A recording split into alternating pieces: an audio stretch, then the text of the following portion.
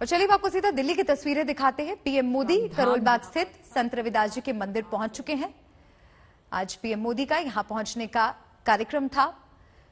श्री गुरु रविदास जी के मंदिर में दर्शन करने के लिए पीएम मोदी पहुंचे हुए हैं। ये सीधी तस्वीरें आपको दिखा रहे हैं। श्री गुरु रविदास विश्राम धाम मंदिर की ये तस्वीरें दिल्ली में करोल बाग में स्थित है। श्री गुरु रविदास विश्राम धाम मंदिर। तो आज संत रविदास जी की जयंती है। हिमांशु का रुख करेंगे। हिमांशु, पीएम मोदी की तस्वीरें हम दर्शकों तक पहुंचा रहे हैं। पहुंच चुके हैं पीएम मोदी दर्शन के लिए। देखिए, बिल्कुल प्रधानमंत्री नरेंद्र मोदी जो हैं अब से 2 मिनट पहले ही जो है संत रविदास विश्राम धाम पहुंचे हैं दर्शन करने के लिए उनकी जयंती पर।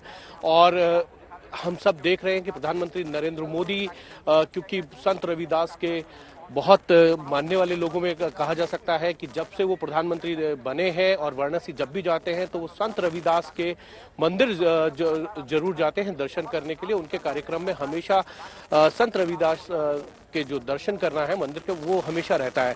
लेकिन राजनीतिक मायनों के अंदर देखा जाए तो क्योंकि चुनाव है और चुनाव की दृष्टि से देखा जाए तो संत रविदास पंजाब के चुनाव में बहुत महत्वपूर्ण हो जाते हैं और इसीलिए सभी राजनीतिक दल अपने अपने तरीके से जो है संत रविदास के दर्शन करने जा रहे हैं और ये बताने की जरूर कोशिश कर रहे हैं कि संत रविदास के सबसे बड़े अगर कोई फॉलोअर्स हैं तो उनकी पॉलिटिकल पार्टी है।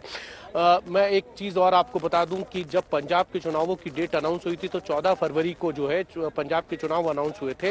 लेकिन सभी राजनीतिक दलों ने चुनाव आयोग को ये बात लिखकर कही थी कि क्योंकि संत रविदास की जो जयंती है वो जो है 16 तारीख को जो है होती है और इसमें बहुत से लोग जो है वो वाराणसी जाते हैं संत रविदास के दर्शन करने के लिए वहां पर मंदिर में। तो इसी दृष्टि को देखते हुए जो है चुनाव आयोग को चुनावों को कुछ समय के लिए टालना चाहिए और दूसरी तारीख का अनाउंस करना चाहिए। सभी राजनीतिक दलों ने इसकी अपील की थी। चुनाव आयोग ने इसको माना भी था और उसके बाद 20 फरवरी की नई डेट जो है वो दी गई थी। तो एक तरीके से ये कहा जा सकता है कि संत रविदास के जो फॉलोअर्स हैं उनकी संख्या इतनी बड़ी है कि सभी राजनीतिक दलों को ये लगा था कि मतदान की संख्या बहुत कम हो सकती है क्योंकि जो संत रविदास के जो फॉलोअर्स हैं वो उनके मंदिर जाते हैं वाराणसी में दर्शन करने के लिए और इसी कारण सभी राजनीतिक दलों को ये डर था कहीं परसेंटेज कम ना हो, उनका मतदान प्रतिशत जो है उनके लिए कम ना हो जाए। इसीलिए सभी राजनीतिक दलों ने चुनाव आयोग से अपील की थी। लेकिन आज जिस तरीके से चन्नी पहुंचे हैं वहां दर्शन करने के लिए, योगी आदित्यनाथ जा रहे हैं और राहुल गांधी और प्रियंका गांधी भी अगर वहां जा रहे हैं और संजय सिंह वहां जा रहे हैं तो आप सोच सकते हैं कि कितने बड़ा राजनीतिक फायदा जो है सभी राजनीतिक दल लेना चाहते हैं। और ये संत रविदास ट्वीट भी किया था और उन्होंने कहा था कि रविदास जयंती के पावन अवसर पर कल सुबह 9 बजे मैं उनके दर्शन के लिए पहुंचूंगा, जन जन के कल्याण के लिए प्रार्थना करूंगा। तो कल ही उनका कार्यक्रम था सुबह 9 बजे पहुंचने का और आज पठानकोट भी जाना है पीएम मोदी ने। देखिए, बिल्कुल यहाँ से दर्शन करने के बाद जो है प्रधानमंत्री नरेंद्र मोदी जो है वो पठानकोट जाएंगे और वहाँ उनका कार्यक्रम है। लेकिन बड़ी चीज ये है कल ही उन्होंने रात को लगभग 7:30 बजे के करीब जो है ट्वीट करके ये जानकारी दी थी कि वो संत रविदास धाम के जो है दर्शन करने दिल्ली में जो मंदिर स्थित है वहां पर आएंगे और उसके बाद उनके बाकी के शेड्यूल में जो कार्यक्रम है वो उसके लिए निकलेंगे।